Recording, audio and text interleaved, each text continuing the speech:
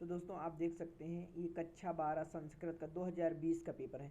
जैसे भी मैं पेपर पाया वैसे ही आपको अपलोड करता हूँ। और देखिए इसमें वही टाइम वही समय दिया रहता है। तो आपको मैं ये दिखा रहा हूँ कि पेपर कैसे आ रहा है, पेपर कैसे आ रहा है, ताकि आप अच्छे से कर पाएँ, क्योंकि आपके पेपर बिल्कुल नज़दीक है।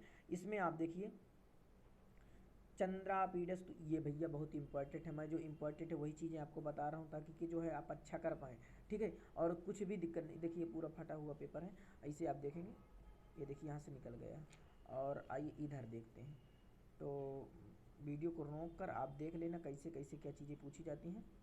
और यहाँ से अगर देखेंगे चंद्रापीडस्तु तद अवस्था, तो ये भी एक देखिए गद्यांश है, इसको आप देखना है। अस्य गद्यांश प्रणेता, इसके गद्यांश के प्रणेता आपको याद कर लेना। और मैंने आपको देखिए बताया 3 वीडियो मैंने संस्कृत की बना डाला, उसमें जो इसके यानी कि पेपर मॉडल में जो भी इम्पोर्टेंट चीज़ें हैं मैं आपको बार बार बता रहा हूँ। और हर पेपर मॉडल में ये 2020 का है, अभी 2019 का डाला, उसमें भी आपको आप देखे हैं कि कैसे पेपर आया था। वही चीज़ मैंने बताया कि चंद्रापीठ का 100% आप याद कर लीजिए, ये 100% आता है भैया। तो आप मैंने बताया कि देखिए पहला प्रश्न में आपका एक गद्यांश हो गया, उसमें जो इम्पोर्टेंट गद्यांश है उसको बता दिया, ये उसे आप अगर कर लेंगे तो 100% फंस जाना है। 2-4 मैंने बता दिया। इसके बाद चंद्रापीठ, तो चंद्रापीठ का मैंने बताया, इसे आपको याद है भैया। इस वीडियो को ज़्यादा से ज़्यादा शेयर करना ताकि सब लोग जो है ऐसी चीज़ें समझ सकें, ताकि वो पेपर में अच्छा करना। इसके बाद अभी जो पेपर मैंने आपको दिखाया, अभी मैं एक बार आपको फिर भी दिखा रहा हूँ। देखिए निकालते हैं इस पेपर को। देखिए ये हो गया, और ये आपका जो है ये, ठीक है, ये हमारा 2019 का है, 2019 का है। ये देखिए 2019 का। अब इसे देखिए, मैं यहाँ पर आप अगर देखेंगे तो चंद्रापीठ की शैली आ रहा है, क्या है, चंद्रापीठ की शैली। और देखिए सॉरी, चंद्रापीठ की शैली क्या, बाण भट्ट की गद्य शैली। और यहाँ 2019 वाला आप देखेंगे तो देखिए बाण भट्ट की गद्य शैली का वर्णन कीजिए। और यहाँ देखिए बाण भट्ट की शैली एवं काव्य संदर्भ, यानी एक ही प्रश्न है, देख लीजिए।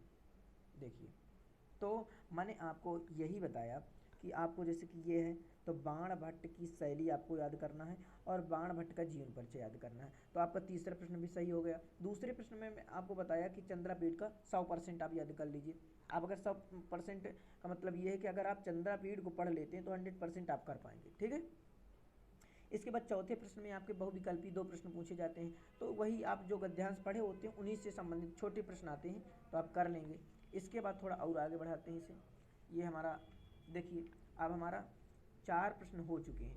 5वें प्रश्न की ओर आते हैं। देखिए ये वही हमारा जो है बहुविकल्पी प्रश्न है, तो आपको करना है। 5वें प्रश्न में मैंने बताया कि भैया ये इतना ही इंपॉर्टेंट, सातोयम मदीयेन शरीर वृत्तिम, आपको 3-4 बार इसका हिंदी लिखें, 3-4 बार हिंदी लिखें, इसका संस्कृत लिखें, शांताय कामाय तथेपि, इनका भी संस्कृत लिखें। और मैंने बताया कि संस्कृत के लिए जो संस्कृत में अनुवाद करना होता है, व्याख्या करना, उसके 5 इंपॉर्टेंट श्लोक आपको बताऊंगा।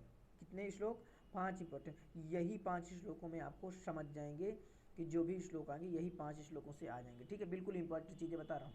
तो सभी पेपर में इसलिए आपको अपलोड करके दिखा रहा हूँ ताकि आप अच्छे से जो है इसकी तैयारी कर पाएँ और संस्कृत में कुछ बेहतर कर पाएँ। और देखिए मैंने बताया कि इसे आप संस्कृत और हिंदी में व्याख्या। इसके बाद हमारा ये हो गया, इंपॉर्टेंट चीज़ें बता रहा हूँ। निसम, ये भी वेरी इंपॉर्टेंट है। और इसे थोड़ा ना पढ़ेंगे तो कोई दिक्कत नहीं है, ये ज़्यादा इंपॉर्टेंट नहीं, लेकिन एक बार थोड़ा पढ़ लें, ठीक है। और आगे देखते हैं। आप देखिए हमारा 6वां प्रश्न भी हो गया। इसमें हमें संस्कृत में व्याख्या करना है और 5वें में जो है हमें हिंदी में। तो भैया अगर आपको संस्कृत व्याख्या करनी कम आ रही है तो मैंने बताया कि 5 श्लोक बताऊंगा, लेकिन इससे पहले आप जब पेपर करें, पहले आपने पहला प्रश्न कर लिया, इसके बाद दूसरा प्रश्न कर लेंगे। चंद्रापीठ को आप लिख देना है, मैं बता रहा हूँ 100% चंद्रापीठ का आएगा।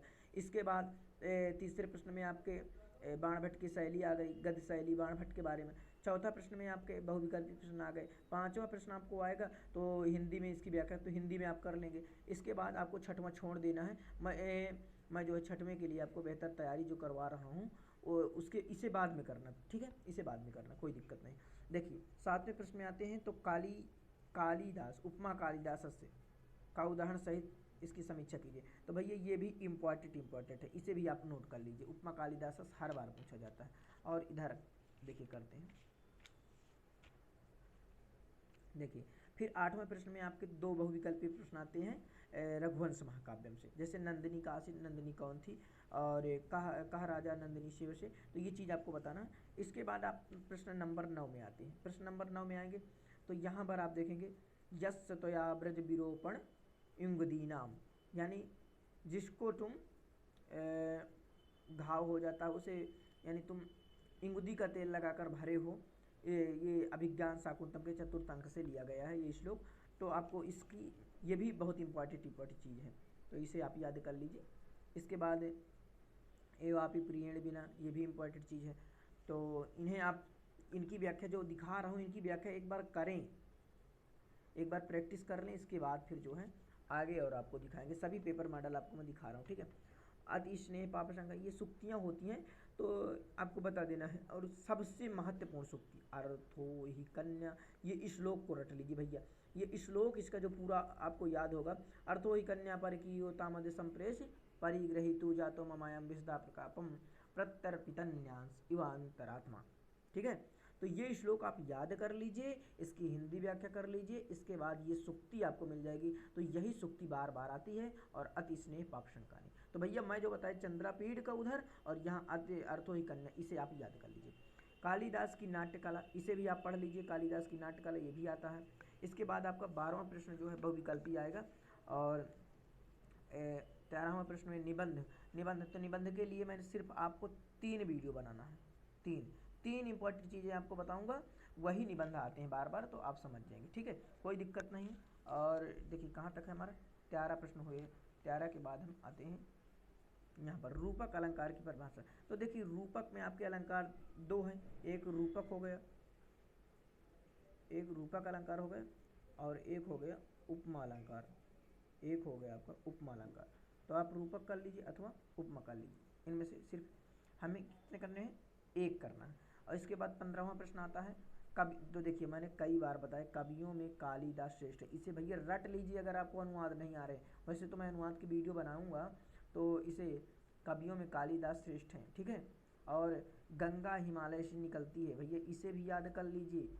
मैं सिर से खलवाट, कई बार मैंने आपको बताया सिर से मैं खलवाट हूँ, ये चीज़ें कई बार बता चुका कि इन्हें आप याद कर लीजिए। कमल से कमला सोती है, कोई इंपॉर्टेंट ज़्यादा नहीं। गांव के चारों ओर तालाब है, भैया द्वितीय भक्ति कहा विता परिता समयानिक्षा, तो थोड़ा बहुत तो आपको जानकारी होगी, ठीक है। और इसके बाद आपको 16वां प्रश्न देखेंगे तो इसमें आपको विभक्ति बताना, जैसे ग्रामम परिता, भैया द्वितीय विभक्ति है। कवि षष्ठी विभक्ति है। श्री गणेशाय नमः, नामः स्वाइस्त स्वाधालम, इसमें चतुर्थी विभक्ति, कोई दिक्कत। रामा बाणेन रावण महत्वान, राम बाणेन यानी बाण से, कर्तानी कर्म को कर्ण से संप्रदान के लिए अपदान से अलग होना, ये चीज़ पढ़े ना, ठीक है। अब देखिए 16वां प्रश्न हमारा हो चुका है, और तो आप देखें इसके बाद थोड़ा आपको हम दिखा रहे हैं, जैसे कि एक हमारा यहाँ पर देखिए ये एक पेपर मॉडल और हमें मिला है, देखिए इसमें भी उपमा कालिदास के बारे में बताया गया है, ठीक है। आप देखें तो यही पेपर मॉडल है, और देखिए इसमें इंपॉर्टेंट चीज़ें जो हैं वो भी आप समझ लीजिए, ठीक है। ये जो है आपको ये पेपर मॉडल आपका है 2018 का, कब का है, 2018 का, याद कर लीजिए।